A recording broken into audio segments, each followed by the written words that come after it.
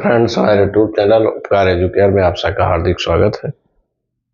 मध्यकालीन इतिहास की श्रृंखला में हम लोग इस्लाम धर्म के बारे में कुछ छोटी छोटी बातें जान रहे हैं।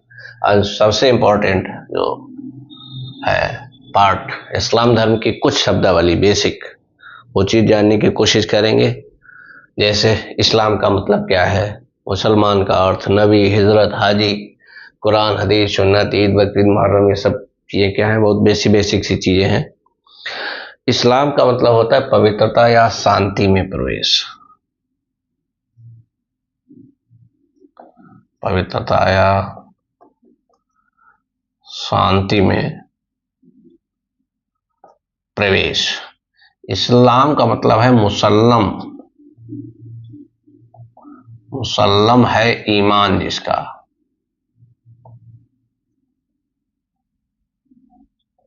मुसल्लम का अर्थ है पुख्ता या मजबूत। नबी मतलब ज्ञान, जो हीरा नाम की गुफा में जिब्राइल संत ने जो मैसेज दिया, अल्लाह के दर्शन में, उसके बाद से मोहम्मद साहब नबी कहलाए। यानी ज्ञान प्राप्ति के बाद, ज्ञान प्राप्ति के बाद मोहम्मद साहब नबी कहलाए। हिजरत का मतलब है जब थोड़ा नाम बढ़ा इनका, कुछ अनुयायी हुए तो कुछ विरोधी भी हुए। तो विरोधियों ने इतना तीव्र विरोध किया तो अपनी जान बचाने के लिए जब मक्का से यसरिब, मक्का से 300 किलोमीटर दूर यसरिब नाम के स्थान पर गए। ये इस्लाम धर्म में बड़ा महत्वपूर्ण दिन माना जाता है, फ्राइडे, शुक्रवार, शुक्रवार के दिन। और इसकी डेट भी बड़ी महत्वपूर्ण है। शुक्रवार के दिन जुलाई, कुछ इसकी 16 जुलाई, शुक्रवार के दिन 16 जुलाई 622 ईस्वी के दिन मोहम्मद साहब मक्का छोड़ के यसरिब गए, 300 किलोमीटर दूर। इस्लाम में इसे ही हिजरत कहा जाता है। हिजरत, हाजी, हज करने वाले लोग हाजी कहलाते हैं। हज करने वाले लोग। हज का मतलब क्या है? मक्का में जो मूर्ति एक रखी संगे आसबत, पूरी दुनिया के मुसलमान अपने जीवन में एक उद्देश्य मानते हैं कि वहां जाना है, उसे ही हज करना कहा जाता है और उसके अनुयायियों को हाजी कहा जाता है। कुरान का मतलब है जो जिब्राइल नाम के दूत ने मैसेज दिया, मोहम्मद साहब ने जो कुछ गुफा में कोयले से लिखा, उसे कालांतर में अबू बकर ने लिपिबद्ध किया, उसे ही कुरान कहा गया। हदीस क्या है? मोहम्मद साहब के वो उपदेश जो आम जनता को दिए, हदीस कहला। उनका कलेक्शन हदीस है। आम जनता को दिए जाने वाले उपदेश। सुन्नत का अर्थ है सदाचार, यानी जैसे मोहम्मद साहब रहते थे वैसे ही रहना है, उसी आचरण करना है। मोहम्मद साहब की तरह आचरण करना, आचार व्यवहार। ईद, बकरीद, मुहर्रम, 3 बड़े त्योहार माने जाते। ईद का मतलब है जो रमजान का पवित्र महीना, पूरे महीने व्रत रखा जाता है, उसका अंतिम दिन जो हर्षोल्लास होता है। ईद का लिटरल मीनिंग भी है खुशी या हर्षोल्लास। खुशी या हर्षोल्लास जो मनाई जाती है उसे ईद कहते हैं। बकरीद का अर्थ है, एक्चुअली एक जो घटना है वो है, एक पैगंबर हुए हैं हजरत, एक पैगंबर हजरत हुए, उनका बेटा है इस्माइल। ठीक, हजरत को अल्लाह में बहुत भरोसा था, तो कहते हैं अल्लाह ने उनकी परीक्षा लेने के लिए कहा कि तुम अपने सबसे प्रिय चीज की कुर्बानी दो। तो मोहम्मद हजरत को उनका बेटा इस्माइल सबसे ज्यादा प्रिय था।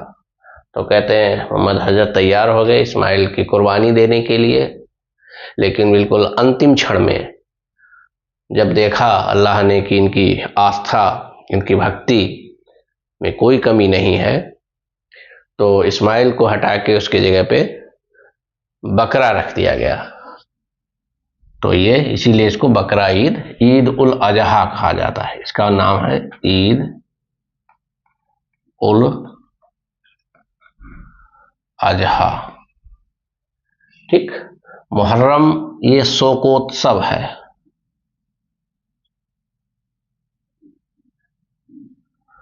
शोकोत्सव है।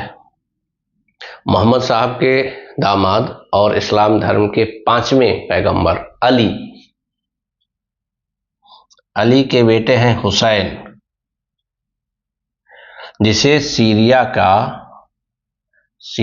के उमैयद वंश का शासक हत्या कर देता है करबला के रेगिस्तान में। करबला के रेगिस्तान में उमैयद वंश का शासक है और वो इसकी हत्या कर देता है हुसैन की, यानी मोहम्मद साहब का नाती है हुसैन। तो मुहर्रम उन्हीं की याद में शोकोत्सव, हाय उससे हम न हुए, है ना, जो मनाया जाता है, ताजिया दिया वो सब निकालते हैं, तो मुहर्रम का अवसर है। और इसके बाद भी जो कुछ बचेगा वो अगले वीडियो में देखते हैं हम लोग।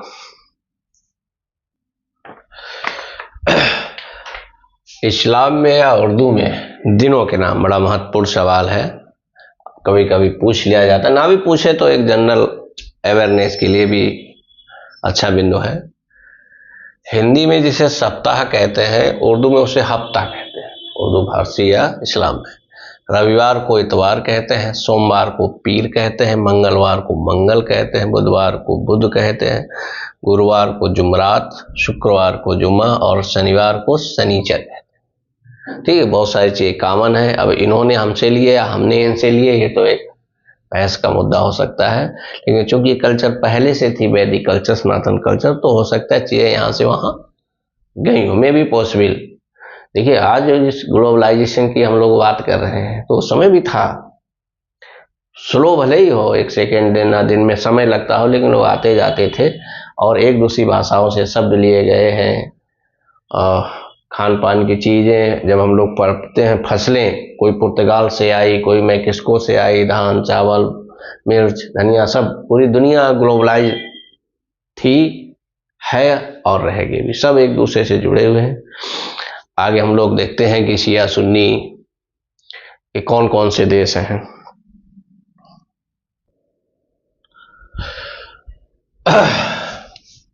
शिया और सुन्नी, जैसा कि प्रायः हर धर्म में होता है, धीरे धीरे उसके उद्भव के बाद से 2 धाराएं बन जाती हैं, चाहे वो हिंदू धर्म हो, चाहे क्रिश्चियन धर्म हो, चाहे अन्य धर्म हो, और इस्लाम भी उससे अछूता नहीं है। जैसे हिंदू धर्म में भी शैव और वैष्णव बड़ी जोरदार अलग अलग विचारधारा थी। राजा, हम लोग प्राचीन इतिहास पढ़ते हैं कि फला राजा शैव धर्म का अनुयायी था, फला वैष्णव धर्म का अनुयायी था। दक्षिण भारत में तो एक उल्लेख मिलता है, शैव धर्म का एक राजा है, उसने भगवान विष्णु की मूर्ति समुद्र में फेंक दी। तो कुछ समय बाद एक वैष्णव धर्म के अनुयायी संत हुए, उन्होंने समुद्र में डुबकी लाके उसे निकाल भी लिया, ऐसा उल्लेख मिलता है। हालांकि शैव और वैष्णव का जो मतभेद है उसे दूर करने में जो मध्यकालीन इतिहास में 14वीं, 15वीं, 16वीं शताब्दी में जो भक्ति कवि हुए हैं, भक्ति मार्ग आई, जिनमें तुलसीदास जी अग्रणी हैं, सूरदास जी, इन संतों ने बहुत हद तक उसे खत्म कर दिया। सूरदास, तुलसीदास, रैदास, कबीरदास, सारे लोगों ने। लेकिन उनमें भी गोस्वामी तुलसीदास को ये बड़ा क्रेडिट जाता है कि शैव और वैष्णव के बीच का मतभेद उन्होंने रामचरितमानस रूपी ग्रंथ लेकर खत्म किया। शिवद्रोही ममदास कहावा, इस टाइप की जब बातें कहीं, तो शिव और विष्णु एक ही है, ये तादाद में स्थापित किया। बहुत सारे लोगों का योगदान हो सकता है, लेकिन सबसे बड़ा क्रेडिट गोस्वामी तुलसीदास जी को ही जाता है। तो उसी तरीके से और दो जो धर्म में विचारधाराएं पनपती हैं, एक और कॉमन फीचर है सभी धर्मों में, वो है एक थोड़ा सा कट्टर होगा, एक लिबरल होगा।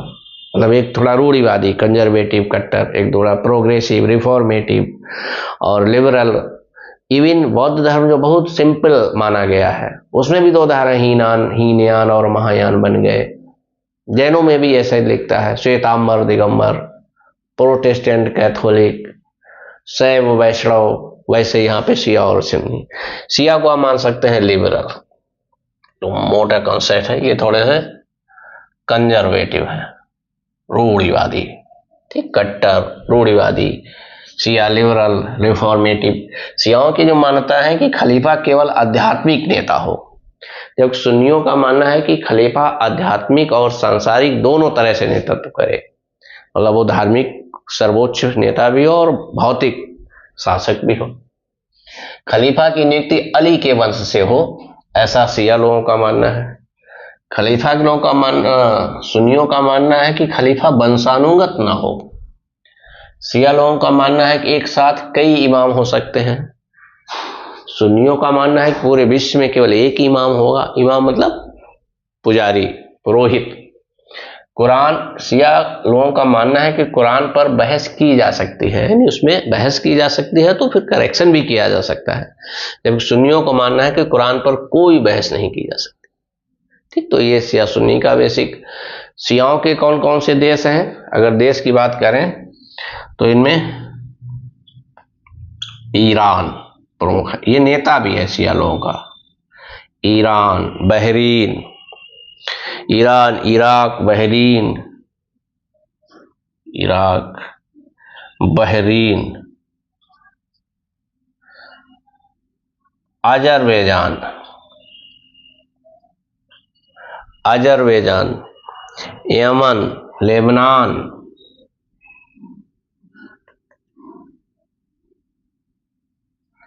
ये शिया बाहुल्य देश है। इनका नेता है ईरान, ध्यान रखना। ऐसे ही सुन्नी बाहुल्य को भी देखते हैं हम लोग।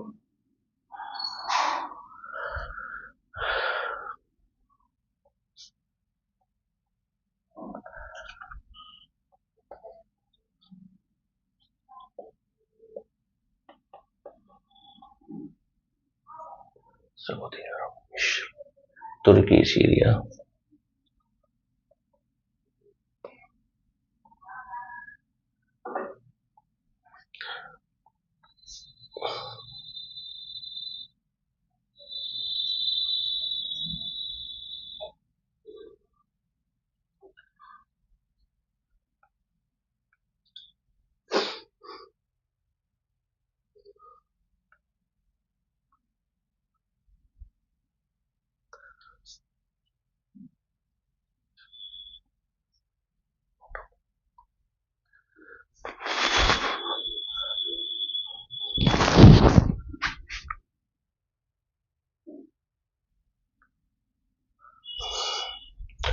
ऐसे ही सुन्नियों में सऊदी अरब, मिस्र, तुर्की, सीरिया। सऊदी अरब नेता है इनका, यानी सुन्नियों का वर्ल्ड वाइड जो नेता है वो सऊदी अरब है, शियाओं का ईरान है। ठीक, ये देश शियाओं के हैं। सऊदी अरब, मिस्र, तुर्की, सीरिया, ये सुन्नी बाहुल है। भारत में क्या स्थिति है? भारत में शिया करीब करीब 5 करोड़ है और सुन्नी करीब करीब 12 करोड़ है, यानी 30%, 70% के ऑलमोस्ट, अप्रोक्स 68-32 भी हो सकता है। तो ये इस टाइप का रेशियो है। कभी कोई पूछे कौन कौन से देश, भारत में क्या स्थिति है, तो जितना हो सकता था छोटी छोटी बातें हम लोगों ने इस्लाम के बारे में पढ़ी, मोहम्मद साहब के बारे में पढ़ी। इसको 2-3 बार देखेंगे, बहुत सारी चीज़ें आपको याद हो जाएंगी। और बने रहिए, आगे हम लोग देखते हैं। महमूद गजनवी, गोरी, भारत को जो आक्रमण हुए उसके बाद सल्तनत काल में गुलाम वंश, खिल्ली वंश, तुगलक वंश, सैयद वंश, लोधी वंश, और फिर बाबर, हुमायूं, अकबर, जहांगीर, शाहजहां, औरंगजेब। उसके बाद परिवर्ती मुगलों में करीब करीब 9-10 शासक हैं, जो बहादुर शाह प्रथम से शुरू होते हैं और बहादुर शाह द्वितीय पे खत्म होते हैं। वो क्रम चलता है 1707 से 1857 तक। 1858 में ऑफिशियली डिक्लेयर होता है कि मुगल वंश समाप्त और अंग्रेजी हुकूमत यानी औपनिवेशिक काल शुरू हो जाता है और वहीं से हमारा मॉडर्न हिस्ट्री शुरू हो जाता है। तो कैसे हम लोगों ने प्राचीन इतिहास को मिडिवल हिस्ट्री से लिंक किया, मिडिवल हिस्ट्री को मॉडर्न हिस्ट्री से लिंक किया, और ओवरऑल इस पे टेस्ट पेपर एंशिएंट हिस्ट्री के टाइप हो चुके हैं जो अपलोड होने हैं बहुत जल्दी ही। मिडिवल और मॉडर्न के अंडर प्रोसेस है। जल्दी ही इस महीने हम लोग हिस्ट्री पे कंप्लीट पैकेज पूरा कोर्स जो सिलेबस वाला है वीडियो, और उस पर टेस्ट पेपर बहुत बेमिसाल है, मौलिक हैं, बड़े मेहनत से बनाए गए हैं, कहीं से कट पेस्ट नहीं किया है। और पढ़ें, उसका लाभ उठाएं, शेयर सब्सक्राइब भी करें। Thank you very much.